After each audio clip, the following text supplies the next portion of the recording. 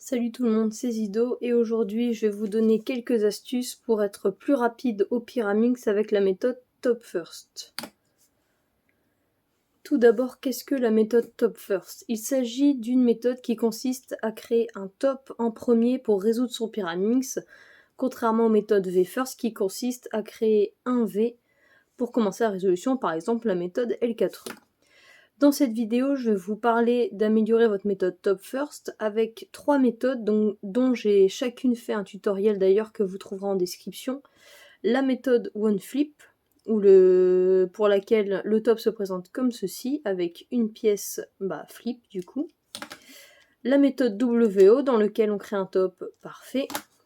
Et la méthode Nutella, dans laquelle on crée un top comme ceci, avec 2 arêtes qui doivent s'intervertir entre elles. Donc, comme je vous l'ai déjà dit, j'ai déjà fait un tutoriel pour chacune de ces 3 méthodes, donc OneFlip, WO et Nutella. Il vaut mieux savoir déjà maîtriser ces méthodes avant de regarder ce tutoriel pour aller plus vite. Donc, je vais diviser ma vidéo en 3 astuces et on commence tout de suite avec la première.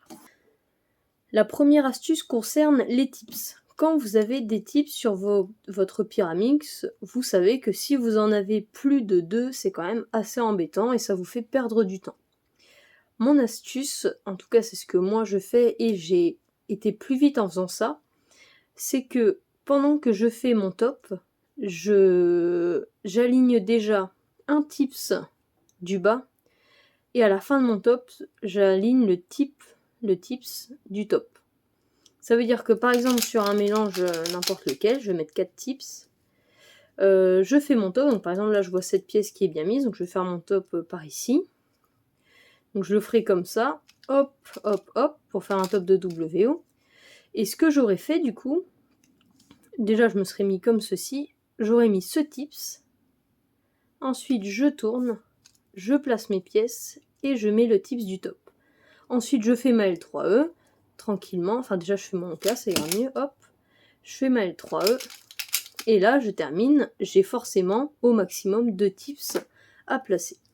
Donc voilà, c'est tout bête, mais c'est ma première astuce, c'est en fait faire en sorte qu'il ne vous reste plus que maximum 2 tips à placer à la fin de votre L3E. Ça veut dire que vous en placez un pendant que vous faites, par exemple, moi c'est pendant le premier mouvement, donc par exemple je fais par exemple ça, donc je place mon tips paf, j'emmène, ou bien à l'inverse je place mon tips off, j'emmène dans la même direction, peu importe, et le tips du top une fois que j'ai fini mon top. Voilà, c'est vraiment tout bête, mais cette astuce m'a fait gagner beaucoup de temps. Voilà. Pour la deuxième astuce, ça se passe pendant que vous fabriquez votre top. Donc je vous ai fait 4 exemples de résolution pour vous expliquer un petit peu cette astuce. Elle consiste, premièrement, à anticiper totalement son top pendant l'inspection. Donc je sais déjà exactement les mouvements que je fais pour créer mon top. Et de 2, j'anticipe le cas que j'aurai après, l'algorithme que je devrais faire après. Donc dans ce cas, je ferai, donc cette pièce doit aller là, cette pièce doit aller là, et cette pièce doit aller là. Donc en fait, quand je vais placer celle-là va arriver ici, j'aurai plus qu'à la monter pour la mettre à sa place, et quand je vais la monter, celle-ci va se retrouver là, et j'aurai à nouveau plus qu'à la monter pour la mettre à sa place. Donc je sais déjà que j'aurai un top de WO, et quand je vais faire les mouvements, je sais que ce centre va arriver ici, ce centre va arriver ici, et ce centre va disparaître et aller en dessous. Du coup, j'aurai un cas de WO à 2 arrêts de flip. Donc, je fais comme on a dit déjà avec les tips. Je place mon tips. Je mets ma première pièce, mon centre se retrouve bien là. Ma deuxième, mon centre se retrouve bien là. Et ma troisième, mon centre est bien parti. Derrière, je le vois plus. Je mets mon top, et là, mon tips, et là, j'ai plus qu'à faire l'algorithme, et comme je l'avais déjà anticipé, je peux direct, hop, enchaîner. Et après, j'ai plus qu'à faire ma L3. On recommence du coup dans la même idée. Donc, j'anticipe complètement mon top, et j'anticipe le cas que j'aurai selon la méthode. Donc, par exemple, ici, je remarque que j'ai cette pièce qui est flip, donc je peux créer un top de one flip assez facilement. Donc, je vois que la pièce qui doit aller ici est là, j'ai juste à monter cette pièce pour la mettre à sa place, et quand je vais monter cette pièce pour la mettre à sa place, celle-ci qui va de l'autre côté va se retrouver là, et encore une fois, j'aurais plus qu'à la monter pour la mettre à sa place. Donc en fait, en faisant RL', j'aurai mon top. Du coup, je peux anticiper quel cas de one flip j'aurai à la fin. Donc quand je vais monter ma pièce ici, quand je vais faire R, le centre rouge va se retrouver ici, et quand je vais faire L', mon centre rouge va se retrouver derrière. Donc j'aurai un cas très simple en R', U', L'. Donc on fait comme on a dit avec les tips, je lève mon tips, je place ma pièce, pardon, hop, comme ça, mon centre s'est bien retrouvé là, et je place mon autre pièce, mon centre s'est bien retrouvé là, et là, comme j'avais anticipé, j'ai plus qu'à enchaîner, hop, sur mon cas. Troisième exemple. Là, pareil, je vois tout de suite que j'ai une arête flip pour faire un petit cas de top first, et là, j'ai encore de la chance, le cas est pas trop dégueu. Là, en faisant L', je peux placer directement cette pièce-là à sa place, et par contre, ici, il faudra que je fasse une petite manip, parce que si je fais L', R', celle-là, elle va être flippée, ça, c'est pas possible. Donc, je peux faire, par exemple, me placer comme ça, faire B, et ensuite amener mon l'emplacement de l'arête ici pour ensuite plus avoir qu'à la placer. Traduction, mon top, j'aurais qu'à faire B, U, R. Donc je peux facilement anticiper quel cas j'aurai après. Quand je vais faire B, mon centre rouge, parce que là c'est encore les rouges qu'on va regarder, se retrouvera en dessous, donc il sera plus là. U, ça va rien toucher. Et R, ça va amener le centre rouge qui est là, ici. Donc en fait, j'aurai un cas avec une seule arête. Donc un cas de one flip assez rapide. Donc là, pour le coup, j'aurais pas placé de tips pendant le top, parce qu'en fait, je place surtout celui-là. Ou à la limite, je peux placer celui-là si je veux, mais moi, je le fais pas trop. Donc B, U, R, je mets mon tips à la fin, et j'ai bien anticipé ce qu'il fallait. C'est ce cas-là, donc je peux direct enchaîner et continuer sur mon solve. Donc vous voyez que faire ça, ça fait vraiment gagner beaucoup de temps. Ça veut dire que j'enchaîne le top et l'algo d'un seul coup sans réfléchir. Donc ça peut se faire en moins de 2 secondes si vraiment on est très fort. Un dernier exemple. Donc là, j'ai déjà une arête bien placée. Donc j'ai plus qu'à placer 2 autres. Donc là c'est facile. J'ai cette arête là qui va ici, qui sera retournée, qui sera flip. Et quand je vais placer celle-là avec un mouvement L', j'ai cette arête-là qui va se retrouver ici, et j'aurai plus qu'à faire R pour la placer à sa place. Donc là, en fait, mon top, ce sera L', R. Hyper rapide. Donc je vais pouvoir anticiper le cas que j'aurai après. Et ce sera un cas, du coup, là, de one flip. Donc L', mon centre bleu, là, c'est les bleus qu'on regarde, se retrouvera ici. Et R, mon centre bleu qui est là, se retrouvera en dessous. Et du coup, je sais que j'aurai le cas où le centre bleu est là, et donc c'est un cas très rapide en LUR.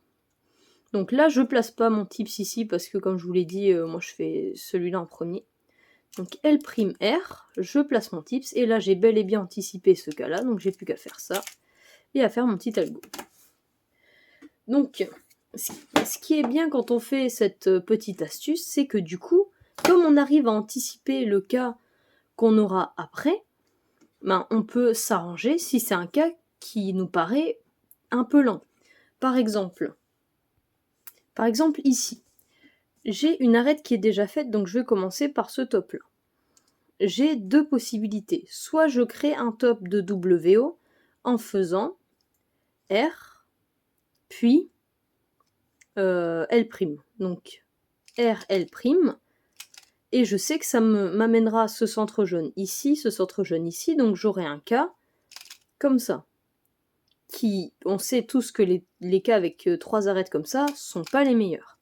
En revanche, si jamais, au lieu de faire R, L', je fais R, U', R, comme ça me donnera un cas de one flip le plus rapide, le cas de one flip le plus rapide. Donc c'est soit je pars sur... Oups, c'est pas ça. Ouais, c'est ça. Soit je pars sur un cas de WO pas ouf, mais j'ai que 2 mouvements à faire, soit je fais un mouvement en plus et j'ai un cas de one flip hyper rapide. Forcément, moi je vais choisir le cas de one flip hyper rapide. Donc moi j'aurais fait ça, hop, oups, hop, et mon cas, et puis on n'en parle plus. C'est pour ça que cette astuce est très intéressante, parce que déjà ça permet de tout faire très facilement, et en plus ça permet de vous arranger pour avoir des cas plus rapides que d'autres. Donc voilà, si on arrive à gérer cette technique correctement, ça peut faire gagner beaucoup de temps. Maintenant pour la dernière astuce, ça se passe pendant la L3E. Quand vous faites du top first, quand vous finissez votre algo, vous êtes dans cette position. Autrement dit, vous n'arrivez pas dans l'angle où vous allez résoudre votre L3E, c'est-à-dire celui-là. Vous arrivez comme ça. Ce que je vais vous apprendre là, c'est qu'on peut anticiper sur quel L3E on tombe et du coup s'arranger pour l'orientation de cet L3E. Par exemple, ce cas-là, j'ai 3 couleurs différentes sur chaque côté, dont aucune n'est la couleur qui me reste, donc là le jaune. Je sais que ce sera un cas où ça tourne de cette façon, genre celle-là doit aller là, celle-là doit aller là, on peut le voir ici, celle-là doit aller là, celle-là doit aller là, celle-là doit aller là. Donc je peux déjà anticiper que mon algo, ce sera lui. Donc ça veut dire que j'arrive comme ça, je finis mon algo, hop, clac, ah bah je sais que c'est celui-là, je me retourne, je le fais. Donc ça fait gagner du temps. Un truc plus intéressant, parce que ça encore, bon, on l'aurait pas anticipé, ça aurait pas changé grand-chose. Un cas plus intéressant, c'est celui-là. Dans ce cas-là, j'ai deux fois la même couleur qui est la couleur qui n'est pas une des 3 du top, c'est-à-dire là le rouge, la dernière. Donc j'ai 2 arêtes rouges et une arête où je peux déjà dire où elle va, c'est-à-dire qu'elle va ici. Je sais que c'est ce cas-là.